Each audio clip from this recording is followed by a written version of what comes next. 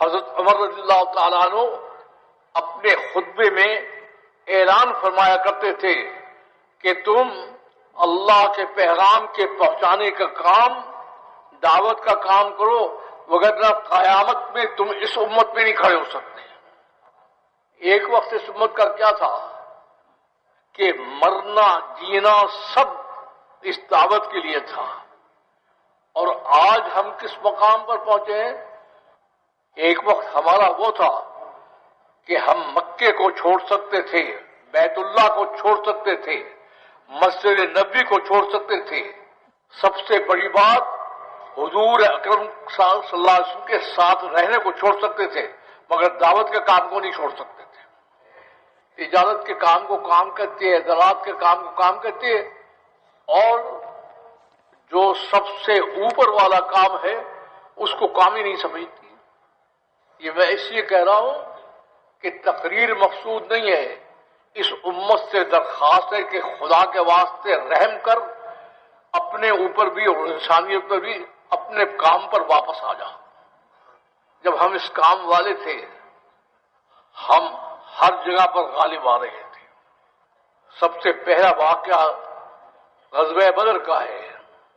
ابو سفیان کا قافلہ شام سے آ رہا تھا، اس قافلے کا سامان لینے کے لیے یہ مدینہ منورہ سے چلے تھے۔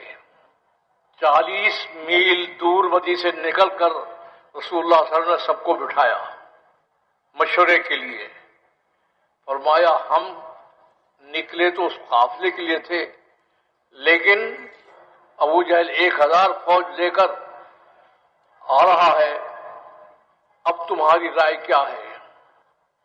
انہوں نے کہا حضور مرنے سے تو ہم ڈرتے نہیں، لیکن جنگ اور مقابلہ ہتھیار اور تلوار سے ہوتا ہے، ہم وہاں سے نہتے نکلے ہیں، ساری 350 آدمیوں کے پاس 1-2 تلواریں ہیں، دشمن پورا مسلح ہو کر آ رہا ہے، ہم کیسے مقابلہ کر سکتے ہیں؟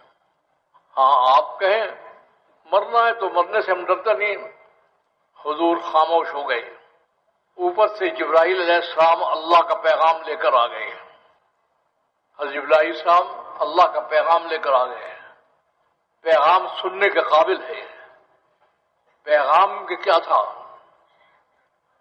کہا اگر ان کو بھی ہتھیار کی ضرورت ہے اور تمہیں بھی ہتھیار کی ضرورت ہے تو میں کس کام کا ہوں؟ اللہ نے فرمایا، کہا تم میدان میں کھڑے ہو جانا، اصل مقابلہ تم سے نہیں ہے، اصل مقابلہ مجھ سے ہے، میں ان سے نمٹ لوں گا اپنے آپ۔ میں 1000 فرشتے بھیج دیتا ہوں، پھر فرمایا 3000 فرشتے بھیجتا ہوں، پھر فرمایا کہ ضرورت پڑی تو 5000 فرشتے بھیج دوں گا، اور پھر آخر میں کیا کہا؟ فرشتے بھی تو مخلوق ہے، میں خود میدان میں آ رہا ہوں، میں دیکھتا ہوں کون ٹھہرتا ہے۔ جنگ اور جہاد میں یہ بنیادی فرق ہے۔ جنگ انسانوں سے ہوتی ہے، جہاد میں شکل انسانوں کی ہوتی ہے، اصل اوپر کا نظام ہوتا ہے۔ اس لیے جہاد میں شکست کا سوال پیدا نہیں ہوتا۔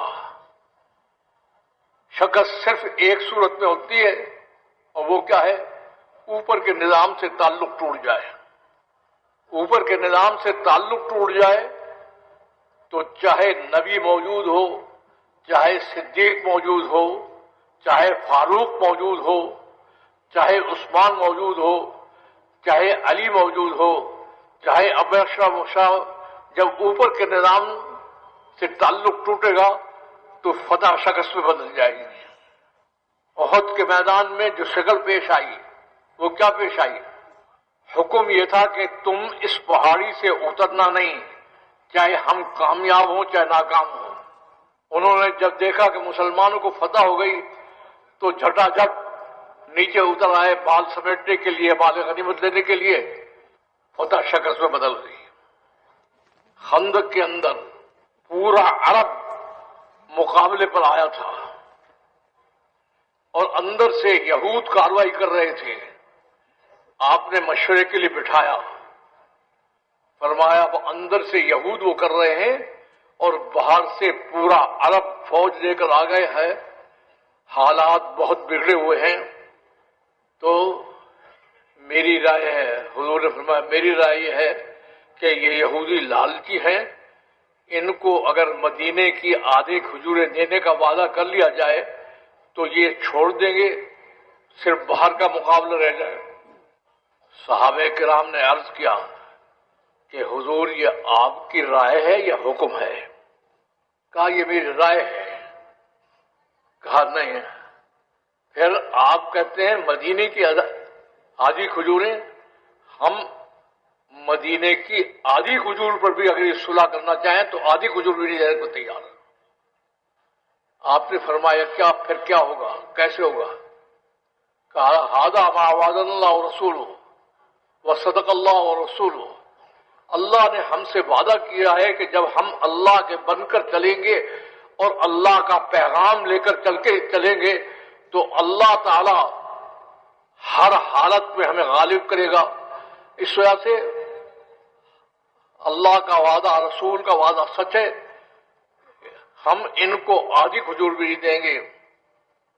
یہی وہ جنگ ہے، خیال کریں، یہی وہ جنگ ہے جس میں آپس میں انسانوں سے لڑائی نہیں ہوئی، بلکہ اللہ نے براہ راست کارروائی کی اور ہوا بھیج کر ان کے ساری چیز کو اڑا کر رکھ دیا اور یہ بتا دیا جہاد میں ضروری نہیں ہے کہ انسان سے مقابلہ کرے، میں خود بھی کارروائی کر سکتا ہوں۔ بڑی مشکل جو آ گئی ہے وہ کیا ہے کہ ہم اللہ سے کارروائی کرانے کو تیار نہیں ہیں، ہم اپنی آستینیں سمیٹ کر کہتے ہیں ہم یہ کریں گے وہ کریں گے، اللہ کہتے ہیں جاؤ کرو، اور اس پر ہر جگہ مار کھا کر آ جاتے ہیں۔ جنگ اور جہاد میں جو فرق ہے وہ کیا ہے؟ جنگ انسانوں سے ہوتی ہے، جہاد میں شکل انسانوں کے ساتھ ہوتی ہے اور اصل اوپر کی طاقت کارروائی کرتی ہے۔ غزوہ حنین میں مسلمانوں کی تعداد زیادہ تھی، کافروں کی تعداد کم تھی۔ نوجوانوں میں جوش اور جذبہ ہوتا ہے، انہوں نے جوش اور جذبے میں آ کر کہا کہ جب ہم تعداد میں کم تھے، جب ہم غالب آئے ہیں تو آج کیسے غالب نہیں آئیں گے؟ اور تھوڑی دیر کے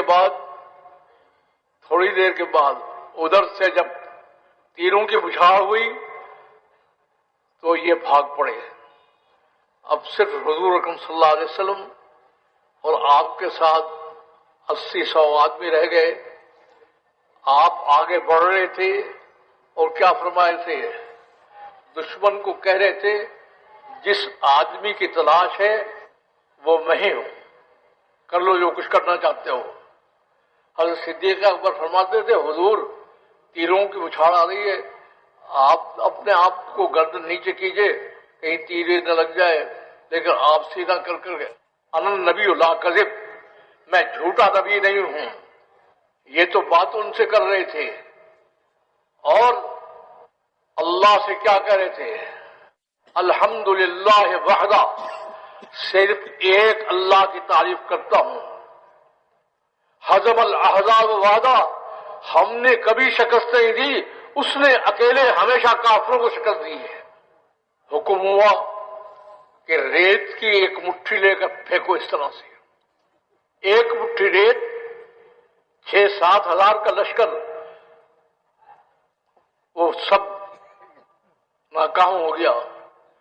جب ان میں مسلمان ہوئے تو ان سے پوچھا کہ بھائی کیا بات ہوئی تھی؟ کہنے لگے جی ہر ایک کی آنکھ میں مٹی گھس گئی، اندھے ہو گئے، آگے مقابلہ کیسے کرتے؟